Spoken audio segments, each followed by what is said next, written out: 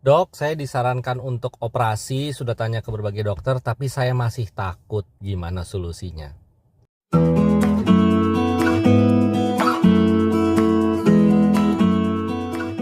Jadi saya belum lama ini ada ketemu beberapa pasien yang dengan berbagai kondisi penyakit gitu ya. Misalnya ada batu empedu yang sudah berulang kali radang, sudah disarankan operasi tapi belum berani gitu ya, takut.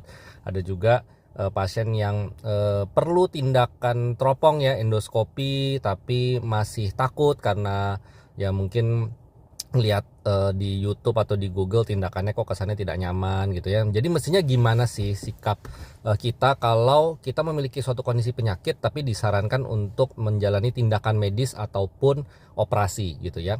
Saya mau bicara dari pengalaman pribadi saya gitu ya, karena ini yang saya alami. Saya meskipun profesinya seorang dokter, ya tapi ya yang namanya manusia kalau sampai harus operasi ya pasti takut ya. Itu adalah perasaan yang sangat lumrah, sangat wajar gitu ya. Saya waktu tahun 2021 gitu ya, pada saat COVID ya, pada saat COVID itu ya harus menjalani operasi ya. Saya pernah terkena saraf kejepit gitu ya, sampai bergejalanya sangat mengganggu, nyerinya nggak hilang-hilang, dan sudah mulai ada gangguan di otot kaki ya, sehingga harus operasi ya, jepitannya pun udah lumayan parah gitu ya. Otomatis ya itu suatu keputusan yang tidak mudah untuk diambil karena ya sebagai dokter tahu lah ya, ini dampak dari operasi kalau misalnya amit-amit sampai gagal ya bisa menyebabkan kecacatan, kelumpuhan gitu ya. Saya bisa jadi susah untuk praktek juga gitu. Tapi di satu sisi saya juga sudah tidak berkualitas hidupnya, sudah nyeri sekali gitu ya. Bahkan untuk duduk tegak pun juga susah gitu ya. Dan kalau dibiarkan pun resiko saraf yang makin terjepit tersebut malah bisa makin rusak, malah jadi beneran bisa lumpuh juga, dan nyembuhinnya makin susah ya. Ya kadang-kadang kalau kita dihadapkan pada situasi seperti itu, kita harus mikir, andai kata saya diamkan, tidak dilakukan tindakannya, apa efek terburuk dari penyakit saya ini ya. Contoh kalau misalnya kantong empedu ada batu, udah berulang kali radang, kalau didiamkan kan resiko nanti mengalami infeksi saluran empedu ya. Yang jadi masalah infeksi saluran empedu itu kita nggak tahu kenanya kapan, kayak nyimpan bom waktu aja.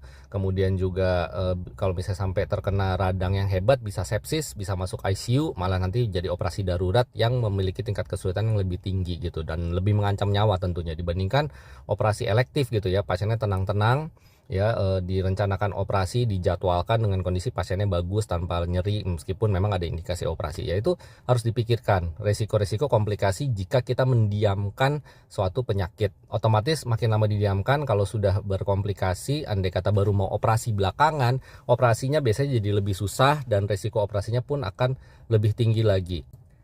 Yang saya lakukan pada saat itu ketika mau operasi adalah saya tanya ke dokter bedahnya tentunya ya. Kebetulan waktu itu yang mengoperasi saya adalah guru saya sendiri pada saat saya sekolah kedokteran. Jadi saya tanya, dari semua pasien dengan kondisi seperti saya. Jadi kan tiap kondisi sakit orang kan beda-beda ya. Tapi kan pasti adalah orang-orang yang kondisinya mirip sama kita gitu ya.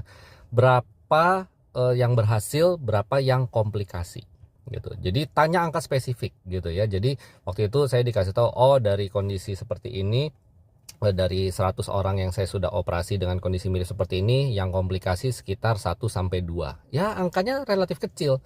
Ya samalah kayak misalnya resiko, misalnya kita naik pesawat gitu, amit-amit pesawatnya ada kendala atau amit-amit jatuh gitu. Tapi kan mau nggak mau kita tetap naik pesawat gitu ya, meskipun kita tahu ada resikonya. Nah itu satu pertanyaan pertama. Nomor dua, saya juga tanya, amit-amit terjadi komplikasi, usaha apa yang bisa dilakukan supaya ya jangan parah, atau misalnya ya langkah lanjutannya apalah ya. Jadi kalau yang namanya berobat ke dokter disarankan tindakan, pasti kalau misalnya disarankan untuk tindakan, si dokter itu mestinya ya sudah lebih yakin nih manfaat tindakannya jauh lebih besar dibandingkan resikonya, dan dia sudah punya cara untuk menghadapi resiko operasinya andai kata terjadi. Tapi meskipun begitu memang tidak bisa dikatakan bebas risiko alias aman 100%. Tapi itu ya harus ditimbang-timbang manfaatnya, resikonya, seberapa sering kejadian dari statistik. Sisanya memang mau nggak mau berdoa sih teman-teman. Itu yang saya lakukan ya. Jadi semoga yang masih galau-galau mau operasi gitu ya, tapi kalau misalnya memang dirasa sudah sangat mengganggu dan sudah sangat indikasi, sudah tanya ke beberapa dokter, tetap sarannya sama ya, daripada penyakitnya makin memberat terus komplikasi ya, malah jadi makin susah nanti operasinya gitu ya. Semoga tips saya bisa membantu. Salam sehat, salam waras.